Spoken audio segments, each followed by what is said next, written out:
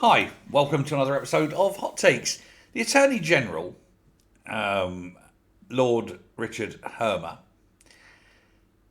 who's also the chief legal advisor to the government, has denied and said it was wrong to call the collapse of the Chinese spying trial farcical or a mistake. But in the words of Mandy Rice Davis, he would say that, wouldn't he? Hermer, is a barrister and a Labour politician in the Lords. He said there's been a mismatch in evidence. He was giving these comments to the committee, to the National Security Committee, and he said there was a mismatch in the evidence when they were trying to pursue the case. The reason it fell, and then it was reason number 27, was that they didn't think it was. It was a strong enough case. Now he's trying to say this mismatch of evidence, it wasn't potentially there, but he said he wouldn't categorise it as a mistake or a farce. Well, he's the man in charge. What would he categorise it as? He said that people were working very hard to get a prosecution. No, Richard Hermer, people were working very hard to ensure there wasn't a prosecution because you and your chums, your bum chums, were looking to kiss the arse of the Chinese government.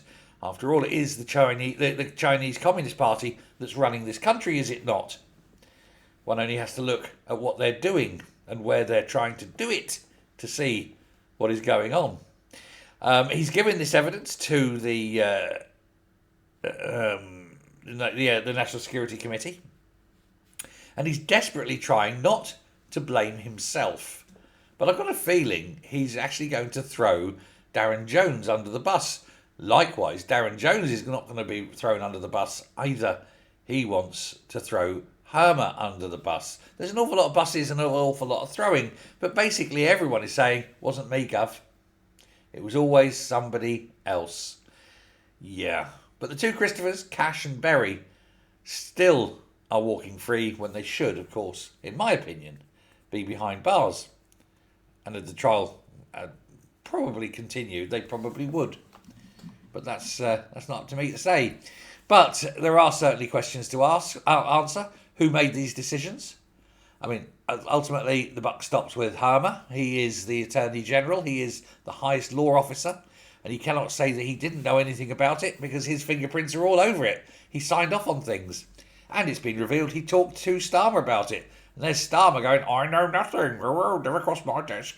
And we all know that that is complete and utter horseshit. The case continues. The inquiry continues. The committee are still asking the questions. And Starmer is still desperately trying to avoid being impeached as a traitor. Although in my eyes, and many others, he is. Thanks very much. Let me know your thoughts. Bye.